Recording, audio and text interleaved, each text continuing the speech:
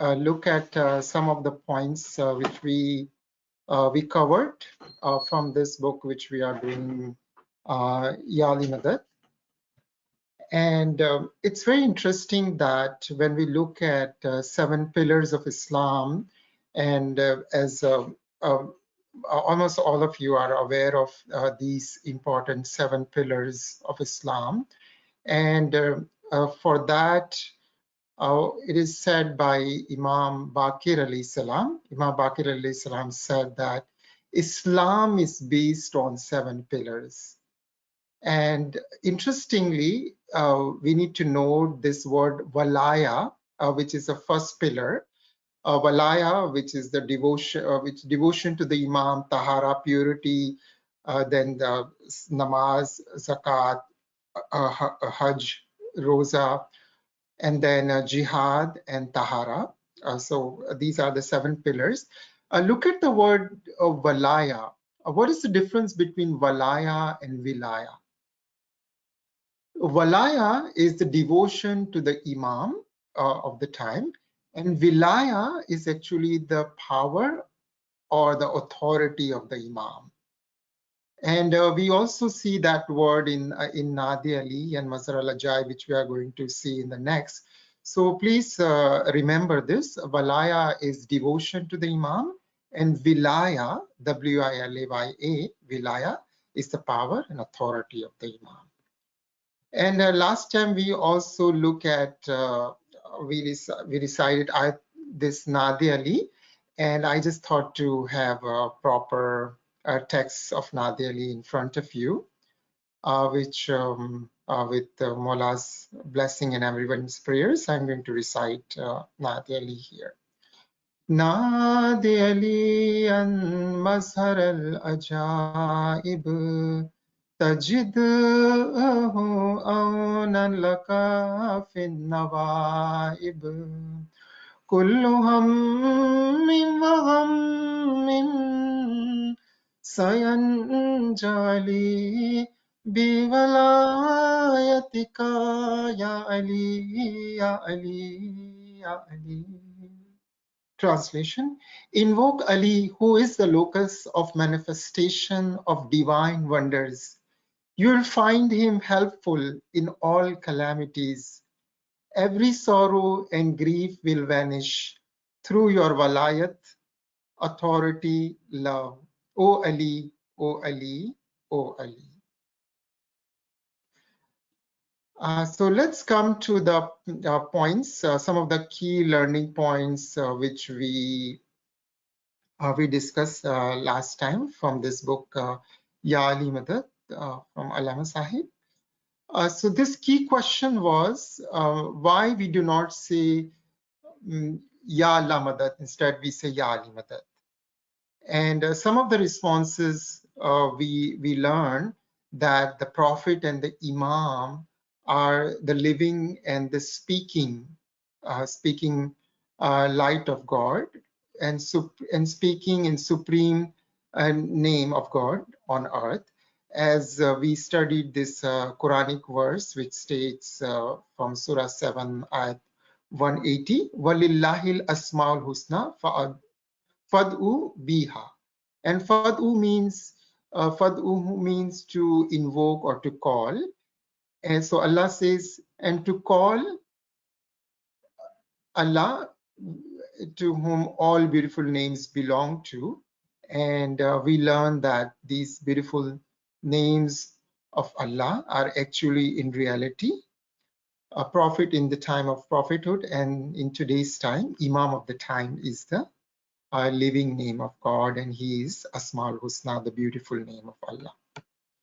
And then we discuss this Quranic verse. We look at its inner meaning of this particular Quranic verse, which is Surah number 7, ayat 180.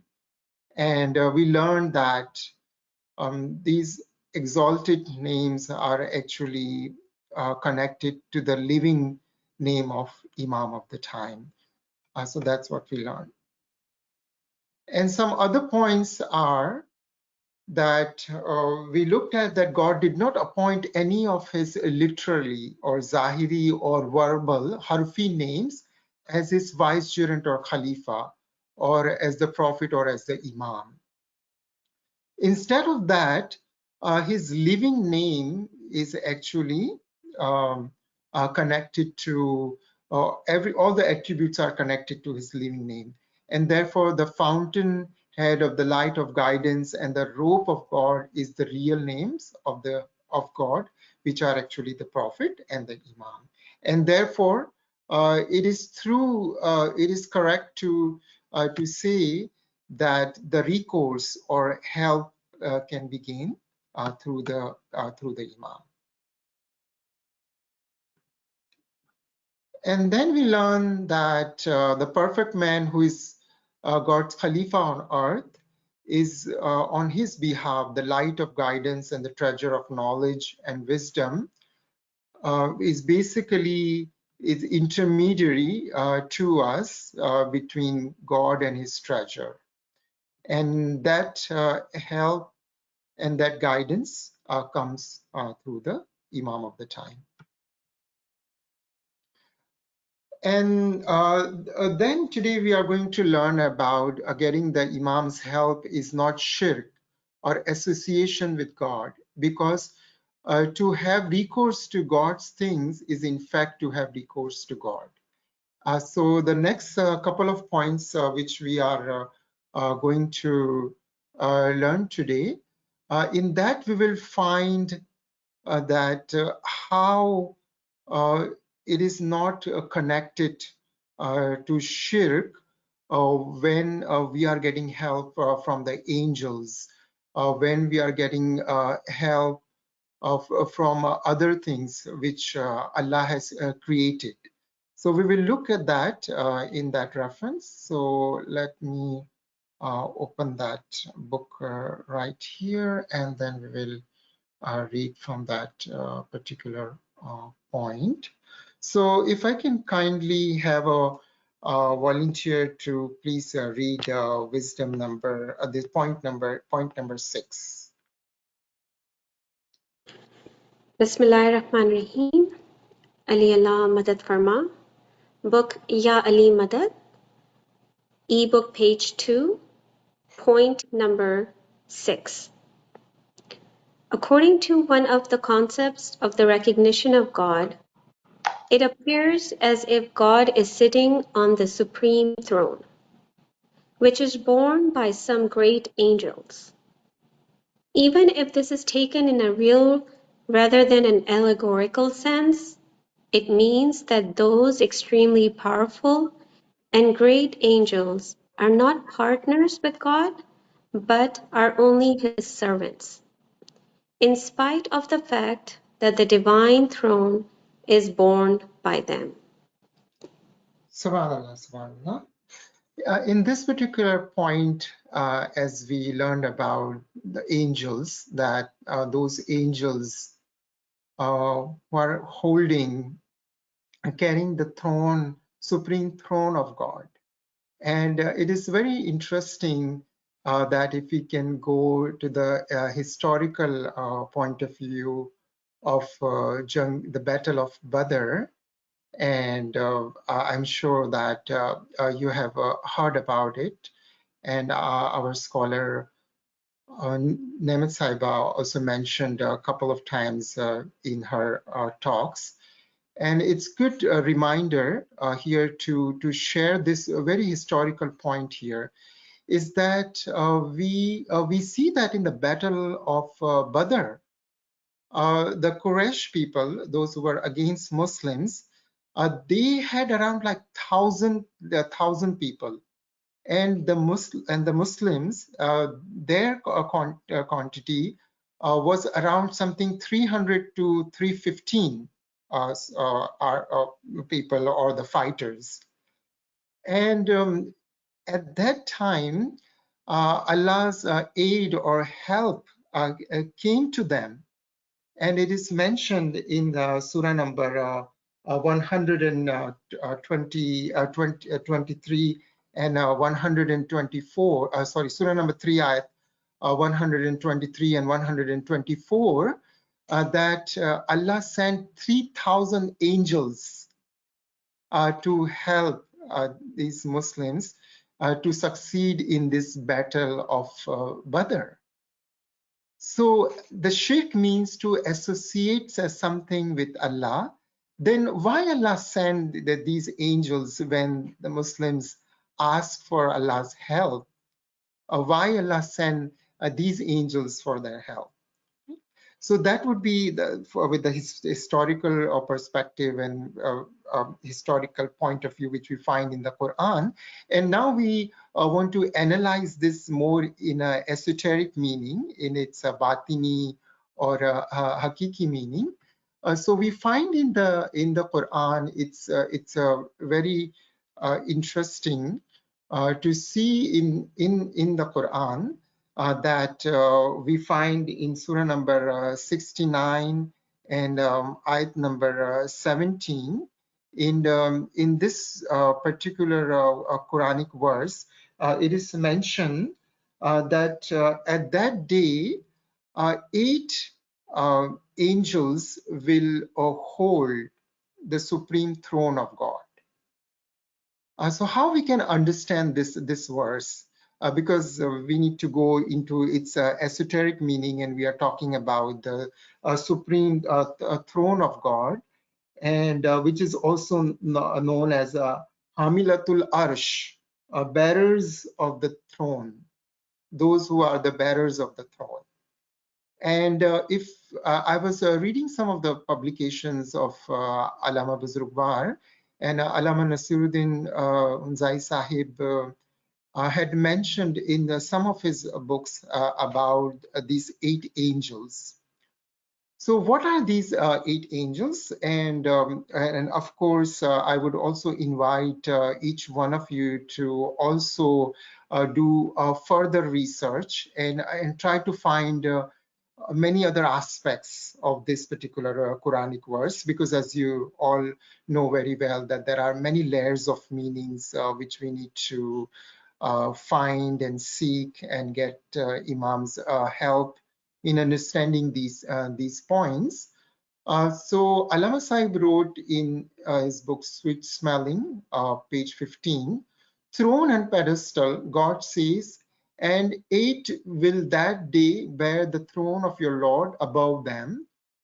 By these 8 angels is meant the single soul, nafsi wahida, which is the pedestal, kursi, and the universal soul, also in which there is the unity of the 8 great angels. For they, according to the law of light upon light, are 8 as well as 1. They are Hazrat Adam alayhi salam, Hazrat Nuh alayhi salam, Hazrat Ibrahim alayhi salam, Hazrat Musa alayhi salam, Hazrat Isa alayhi salam, Hazrat Muhammad sallallahu alayhi wasallam, Hazrat Qaimul Qiyamat alayna salamuhu, and Khalifa Qaim alayna salamuhu, Qaim's vicegerent. So Khalifa Qaim means the Hazri Imam alayhi salam is the Khalifa is the Khalifa Qaim of Hazrat Qaim. So who is the Qaim's vicegerent? So that's how Allama Sahib explained in this book. And then another aspect what he gave in another book, which is 1,000 Wisdoms, wisdom number 247. So we are studying Surah number 69 ayat 17, and we are looking at its further meaning, the esoteric meanings. And Allama Sahib wrote, I quote, it is said in verse 69 ayat 17, and that day 8 will bear the throne, arsh of your Lord. Here by the throne is meant the light of intellect, Nure Akal. So throne symbolizes as the light of intellect, Nure Akal, which is the blessed forehead of the 7 Imams of Ahl Bayt.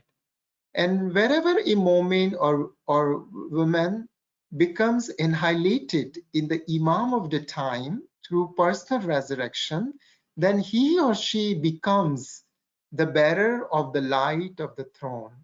that is the light of intellect.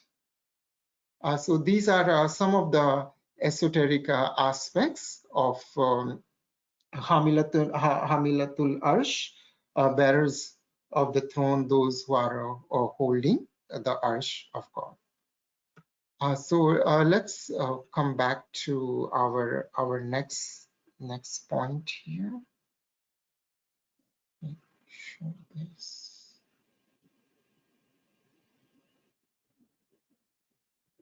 Oh, oh. So next point is the point number 7. Okay, yes. Point number 7. There is also the concept of God's pen and tablet, who have accomplished all his work. But since they did all this by his command, they are not his partners, because God's own things cannot be called his partners. Yes, okay. Subhanallah, Subhanallah. So in this one, we find that there is also the concept of God's pen and tablet. So pen here would be Prophet Muhammad sallallahu alaihi wasallam, and the tablet is Mawla Murtaza Ali alayhi salam, as we look into its more inner meaning. So, and the point we also get here is that in the previous one was talking about the angels of God. And now we are talking about the God's pen, kalam and law, pen and tablet. We are talking about this one. And that would be not partnered with God, because these things are created by God himself. So in that point, if we can just, keep this idea and this point in mind, because, all these points after this, we will talk about the archangels and God's law and kalam and other things, because this idea is very, very common within, Muslim Ummah and Muslim community. And, and they think that when we are getting help from the imam, generally speaking, with a Muslim perspective, they think their thinking is that it is a shirk. But with the Ismaili understanding and the true esoteric understanding of Ismailism, which we learn, it is not the shirk. It's not associating with Allah, because Allah created the universal intellect and universal soul, and Imam is the vicegerent of God on earth. And if we look at Surah Araf in the Wise Quran, we know this story of Hazrat Adam, that when Allah perfected Hazrat Adam and put his soul, then Allah said to all the angels to bow down, and all the angels prostrated except Iblis. And because of that, Iblis was thrown out from Allah's court, because he was accepting Allah, but he was not accepting his vicegerent, and that was his big mistake. And therefore, we find in our Gnostic literature that 36 crore kitabe padhiya, par bhitar bhed na paya. So as we know that we find Iblis' name in Allama Sahib's book, and he did not accept the light of God at that time, Hazrat Adam. Therefore, his spiritual rank dropped all the way. Before he was at the elevated position, his soul was at the elevated level, and because of his disobedience to follow the present and the living light at that time, he lose all his spiritual ranks and all his credits. So let's go to the point number 8. Point number 8. God has his archangels, Jibrail, Mikael, Israfil, and Israel, who accomplish many works of spirituality. In addition to them, there are innumerable other angels who are appointed to perform different tasks. since they do so by his command. By doing these works of spirituality, and the unseen, ghaib, they cannot be called partners of God. Subhanallah, subhanallah. So in this one, we also find that similar idea, but with additional examples which Allama Sahib gave about archangels like Jibrail, Mikael, Israfil, and Israel, and how these angels are basically helping us. And as we know, when we go into more deeper understanding of it, of these angels, they are working within our own personal world. Jibrail, in the sense of helping us with the spiritual inspiration, or we can say spiritual help, or ta'id, and Mikael for food or sustenance in a spiritual food, or providing that in the example of Maida Isa, the example from the Quran. And then Israfil is that, spiritual music which we can experience within our own selves through zikr and through ibadat. And as we find in Brahm Prakash Ginan, this idea of spiritual music, and we all yearn for that, and we yearn for that spiritual experience, to hear that spiritual music within our own personal world. And that's what Maula Ali mentioned in his said in saying that I am that ba'uza, and ba'uza is actually the buzzing sound of the bee, and that's what Maula Ali is connecting. Um, so that we can also experience, and we can have that spiritual experience. Therefore, Allama Sahib said that who accomplish many works of spirituality.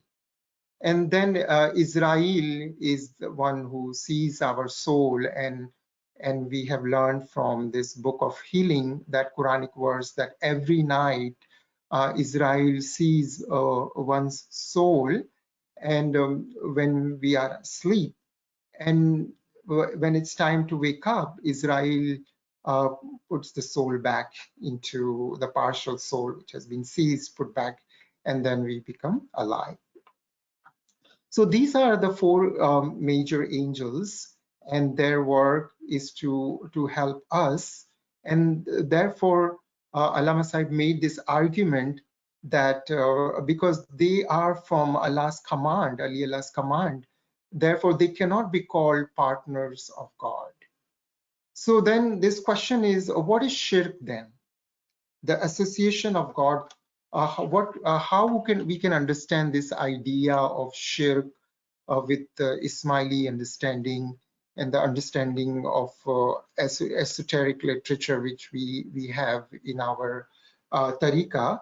So the shirk is with Ismaili understanding, with our literature and what I have understood, is when one is not accepting the Imam, and when a person or is going not going through the living Imam, through the present Imam, but making someone else as his follower, or putting the Imam in his position, like to following someone else, and someone else to considering that this person will take me to salvation, and ignoring the Imam, then that would be shirk, according to the Ismaili literature. So in Ismaili terminology, in Ismaili understanding, for Ismaili murid, uh, to completely obey the Imam until our last breath in this world and the world hereafter. So that would be our commitment, and this is what our promise is to the Imam when we do the bayat.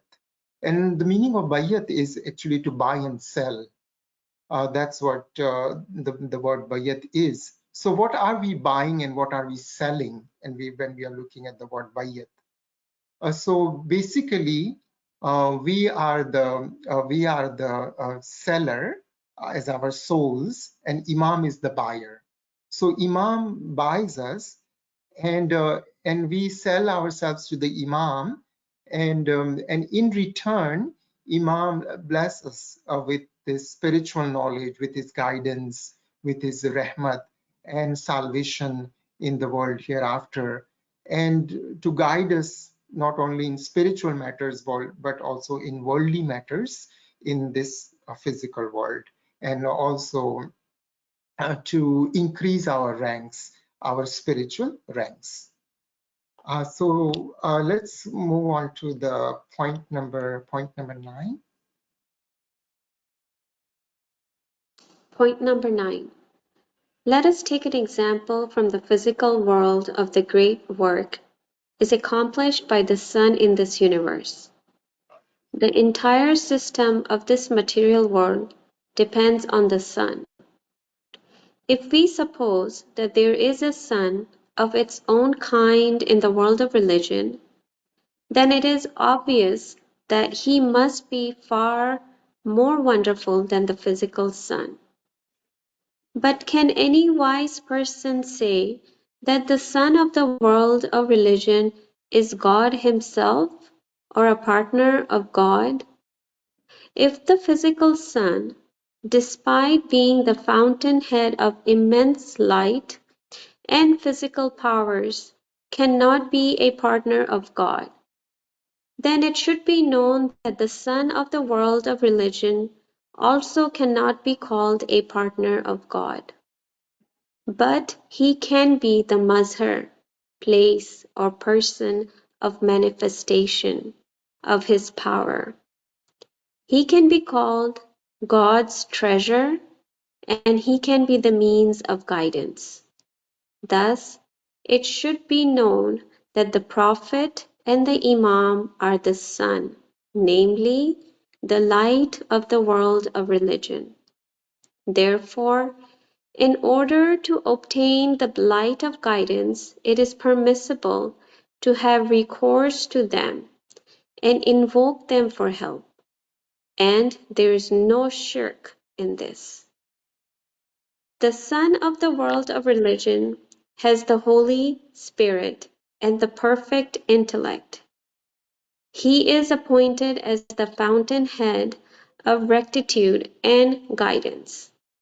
In addition, God has granted him power and sovereignty. In that case, if we say, O Son of religion, convey to us the light of religion, can this be shirk? If so, how and in what sense? Subhanallah, Subhanallah. A very beautiful example from the nature, and which we find and I'm sure you all have witnessed this and you have experienced it, that you read more books of Allama Sahib, you find many examples from nature. And Allama Sahib really had great interest of reading books about nature and about science. And he often mentioned that in his talks that I used to have. And in the time when he gave this talk, he said that I keep books on science and I read them, and therefore, that's a good way of connecting scientific examples, good scientific examples, to spirituality. And as we know that science is connected, and there is no contradiction between science and religion. And as we have learned from a Quranic verse that says, we will show you the signs in the external world and the signs in the internal world. Sanurihim bi ayatina. That is the verse I'm referring to. So the example is given about the sun, sun as we see in the external world. So similarly, the sun in the religious world, in the world of religion, in the world of religion, the prophet and imam is the sun. Through that we through the imam we gain guidance, and imam is the source of guidance for us and help for us. And how come that could be the shirk or association, doing association with God? Because God himself has created everything for our benefit and for our good purpose. So with that, inshallah, with Maula's mercy, we will look at some of the other arguments. But today, just to recap some of the points which we learned about today, is about Allah's angels and how Allah has created for our help. And in addition to that, the law, qalam, pen and tablet, and also this example from the external world. And we look at also the Hamilatul Arsh, the bearers of the throne, and those are the sacred personalities. And this reference is from Surah number 69 and ayat number 17, in which we find that at that day, the day of resurrection, 8 angels will hold the rope, the throne of Allah, the supreme throne of Allah. So please look at this Surah number 69, ayat number 17 at your leisure time, and you will also able to find more points, and you can also reflect on more points for this particular Quranic verse, which is related to 8 angels holding the supreme throne of Allah. With Maula's blessing and everyone's prayers, thank you so much for everyone's interaction and your presence. Inshallah, we will discuss further points next time.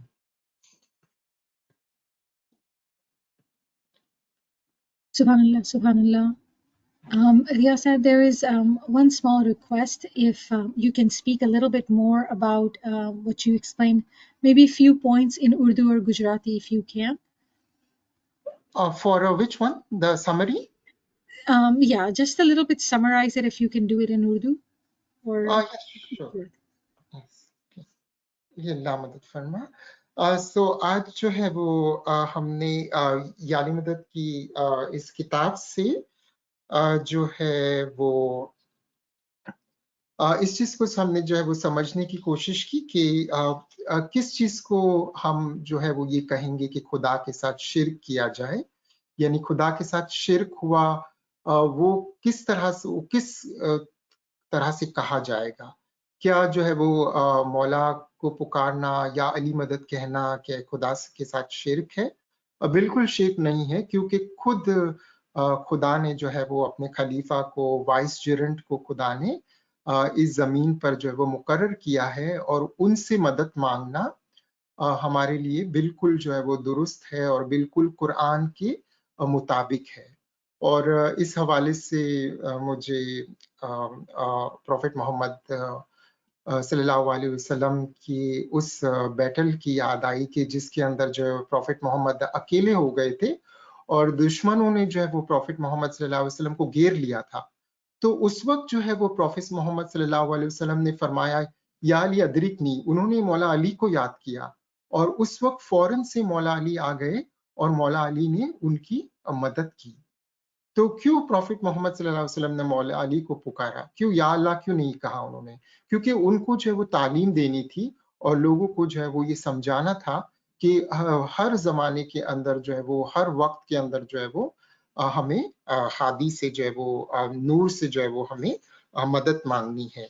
तो इसमें जो है वो हमने ये जिक्र किया कि खुदा के जो है वो अर्श को 8 फरिश्तों ने जो है वो उठाया हुआ है, और वो 8 फरिश्ते जो है वो कौन हैं जिन्होंने खुदा के अर्श को उठाया है. तो हमने अल्लामा साहिब की किताब से इसको हमने समझने की कोशिश की कि वो 8 जो फरिश्ते हैं, उसके अंदर जो है वो हजरत आदम, हजरत नूह, हजरत इब्राहिम, हजरत मूसा, हजरत ईसा, हजरत मोहम्मद स्वल्लम और हजरत कायमुल कियामत और हजरत कायमुल कियामत के खलीफा यानी मौलाना हज़रत इमाम अलैहिस्सलाम है. तो ये मिला के जो है वो 8 हो जाते हैं. तो ये 8 फरिश्ते जो है वो हो गए. تو یہ اس کی ایک حکمت ہے، لیکن چونکہ اس آیت کے بہت سے اسپرچول اور باطنی میننگ ہے تو وہ ہم اس کو جو ہے وہ دیکھ سکتے ہیں. اور ساتھ ہی ساتھ ہم نے ذکر کیا کہ خدا کا جو ہے وہ قلم اور خدا کی جو لوح محفوظ ہے اس کا جو ہے وہ خدا نے جو ہے وہ ذکر کیا ہے.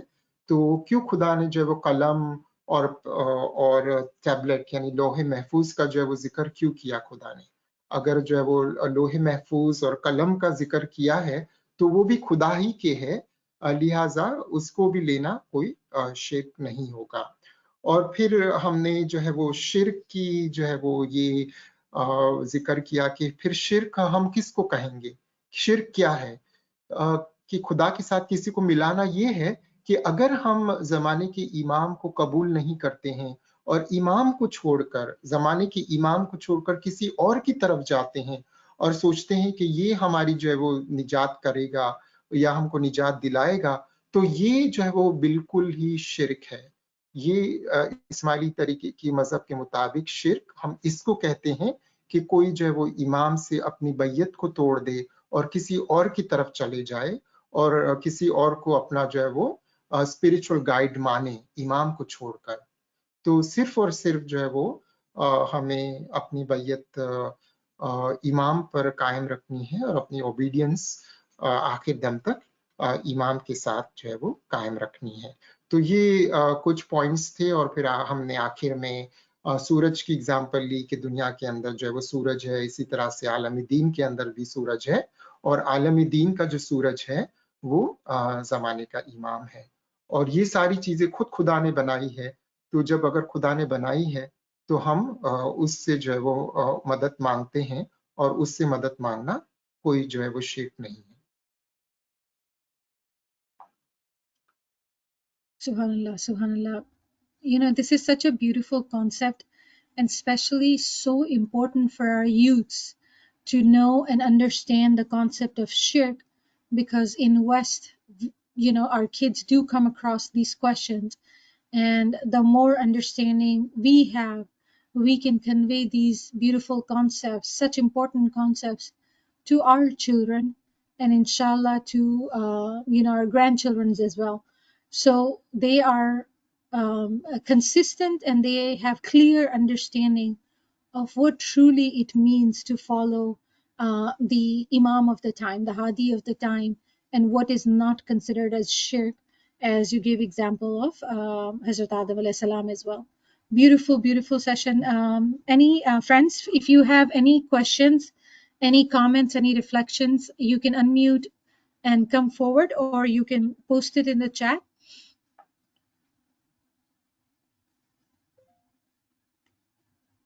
یالی مدد صاحب، یس مولانا مطلب سر مجھے یہ پوچھنا تھا کہ یہ جو آپ جنگ خندق کا جو ریفرنس دیے نا سر، جنگ ناندی بدر، علی کا جنگ بدر، اچھا سوری، جنگ بدر کا ہے وہ، بدر. اوکے. اور یہ ریفرنس اگر سمجھو ہمارے بچوں کو ہم کو دینا ہے تو اسماعیلی سورس کے علاوہ کون سے اپنے کو سورس ملیں گے جس میں یہ ریفرنس بچے پڑھ سکتے کہ حضرت نبی صاحب نے بھی حضرت علی علیہ وسلم کو پکارا تھا جب ان کو مدد کی ضرورت تھی؟ ہاں رائٹ، ڈیفینیٹلی گزر آپ نے بہت ہی امپورٹنٹ کوشچن کیا، اور I am just trying to میرے ذہن سے جو ہے وہ بیٹل کا کون سی بیٹل تھی، I just forgot that, but I will definitely find out which battle was that. کون سر سی دیٹ واز جنگ خیبر، مجھے بھی یاد آیا سر، جنگ خیبر، اچھا جنگ جب خیبر وہ میں 40 دن میں قلعہ فتح نہیں ہو سک رہا تھا. نہیں، اس وقت انہوں نے لاسٹ حضرت علی کو بلایا تھا، اس وقت حضرت علی کو بلایا تھا. یہ جو میں جس واقعے کو ریفر کر رہا ہوں اس میں پروفٹ محمد بالکل اکیلے تھے اور ان کو جو ہے وہ دشمنوں نے گھیر لیا تھا. تو وہ I will find it out and I will definitely provide you the correct reference. تو اور اس کے علاوہ جو ہے وہ آپ جو قرآن کا جو ریفرنس میں نے بتایا، تو آپ قرآن کا ریفرنس بھی ان کو دے سکتے ہیں کہ قرآن کے اندر جو ہے وہ جس طرح سے فرمایا گیا، جو مولا علی نے جس طرح سے ہیلپ کی تھی ایک بیگر کو، जो कि सूरे 5/55 का रेफरेंस है, तो वो आप उनको बता सकते हैं कि किस तरह से मौला अली ने जो है वो अपनी जेनरोसिटी और काइंडनेस से उसकी मदद की थी। तो वो रेफरेंस आप बता सकते हैं। Thank you sir, thank you, शुक्र अली अल्लाह सर। शुक्रिया।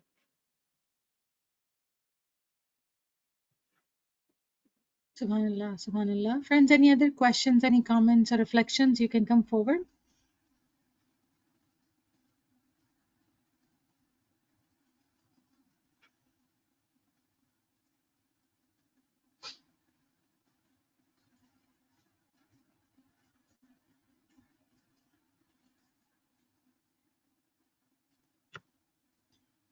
You know, in Luke, it's such a small, comprehensive book, Ya Ali Madad, but when we listen to the concepts and each point, we have only covered 3 points today.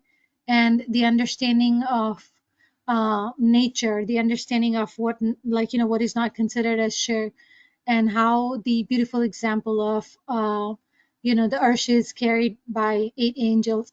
These are huge, huge concepts which convey so much deeper understanding if we are going to continue to reflect on these, because these are like big concepts. As Mawla says, you know, when you read a word in a Quran, you know, it should bring out a concept for you. I believe that these small, small points are bringing us towards those Quranic verses, as you mentioned, Sanurihim ayatina fil afaki. So, like, you know, they're taking us towards those concepts and drawing our attention to not just look into the afak, but anfus as well, both inner and external world, and reflect so much more, because the book seems so small and so, you know, so easy to read, but it has such strong concepts which we all need to read and reread and understand, and read the Quranic references to have deeper and better understanding. Yes, definitely. Definitely. That's a really beautiful point you mentioned, and I totally agree. Because as we read and again and again, we find many concepts which we need to understand and then help the friends and family members in the Jamaat to understand. So that's really, really important. Shukr, Mawla, shukr, shukr. Thank you so much, Riyaz Sahib, for giving us your time and sharing the knowledge. We continue to look forward to studying this book with you. Ya Ali Madad, Ya Ali Madad to all friends. Yeah, Ya Ali Madad. Thank you, Ya Ali Madad. يعني مداد Mola. يعني مداد Ya Ali Madad. Mola.